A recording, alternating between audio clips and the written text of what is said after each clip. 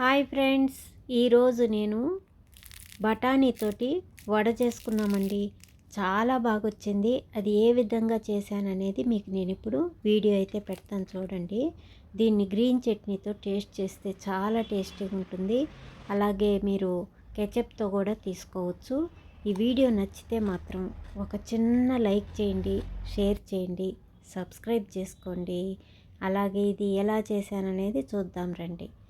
బఠానీలు, ఉడకబెట్టిన బఠానీలు తీసుకోండి. కొద్దిగా పచ్చిమిరపకాయలు, ఒక 4 ముక్కలు అల్లం ముక్కలు, ఒక స్పూన్ జీలకర్ర, ఇవన్నీ మిక్సీకి వేసుకోవాలి. కొంచెము కచ్చా పచ్చాగా వేసుకోండి. ఒక కడాయి పెట్టుకొని దాంట్లో ఒక 2 కప్పులు వాటర్ అయితే పోయండి.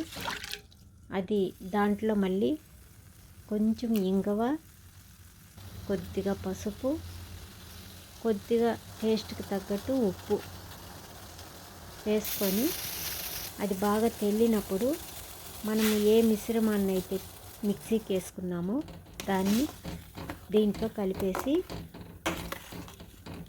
ఎక్కడ ఉంటలు లేకుండా బాగా కలపండి. బాగా మిక్స్ చేసుకొని ఒక తెల్లనిచ్చండి. తెల్లనిచ్చిన తర్వాత స్టవ్ ఆఫ్ చేసేసి కొంచెం బియ్యం పిండి వేసుకొని ఈ విధంగా కొద్దిగా వేసుకుంటూ కలుపుకోవాలి. ఒకేసారి మొత్తం బియ్యం పిండి అయితే వేయొద్దు. కొంచెం బియ్యం పిండి వేసుకుంటూ ఆ వేడి మీదనే కలిపేసుకోండి. స్టవ్ అయితే ఆఫ్ చేసేసింది. బాగా గట్టిగా పిండి, మనకు చపాతీ పిండి కలుపుకుంటాం కదా, ఆ విధంగా వచ్చేటట్టు బాగా మళ్ళీ ఇంకా కొంచెం పిండి కూడా వేసి గట్టిగా అయితే కలుపుకోవాలి. ఈ విధంగా గట్టిగా ఉండాలి పిండి, మనకు చేతులు కతుక్కోకుండా. ఇప్పుడు ఈ పిండిలో నేను కొద్దిగా ఎర్రగడ్డలు, కొద్దిగా కొత్తిమీర వేసి దాన్ని కూడా బాగా మిక్స్ చేసుకోండి. బాగా మిక్స్ చేసిన తర్వాత దీనిపైన కొంచెం ఆయిల్ వేసి చిన్న చిన్న బాల్స్ చేసుకొని వడల్లాగా మనము చేసుకోవాలండి. చిన్న చిన్న వడలైతే చేసుకోవాలి. ఈ విధంగా చేతికి అంటుకోకుండా కొద్దిగా ఆయిల్ అయితే వేసుకున్నాము.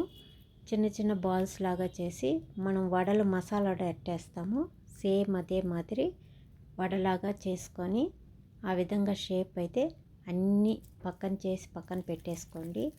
మీకు ఎప్పుడు కావాలంటే అప్పుడు వాటిని డీప్ ఫ్రై చేసుకోవచ్చు. షాలో ఫ్రై కూడా చేయొచ్చేమో, నాకు ఐడియా లేదు. డీప్ ఫ్రై అయితే నేను చేశానండి. వడలు ఎంతో టేస్టీగా వచ్చాయి.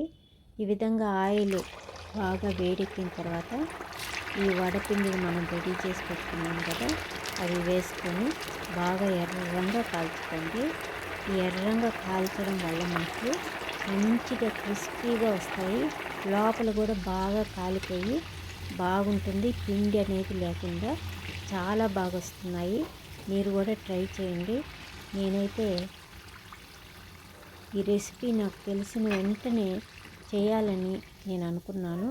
వెంటనే చేసేసాను. చేసి చాలా బాగా వచ్చాయి కాబట్టి మీకు కూడా నేను చెప్తూ ఉన్నాను. ఇది పిల్లలు ఉంటే చాలా ఇష్టపడి తింటారు. ఎందుకంటే పెద్దలకు కూడా మంచిది, ప్రోటీన్ ఉంటుంది బఠానీ కాబట్టి. ఇప్పుడు బఠానీ సీజన్ కూడా ఎక్కువ ఉంది కాబట్టి పిల్లలు ఇష్టపడి తింటారు స్నాక్స్ కింద. తప్పకుండా ట్రై చేయండి.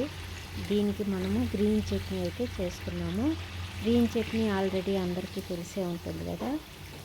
గ్రీన్ చట్నీ చేయడానికి కొత్తిమీర, పుదీనా, కొద్దిగా పెరుగు, కొంచెం ఉప్పు, కొద్దిగా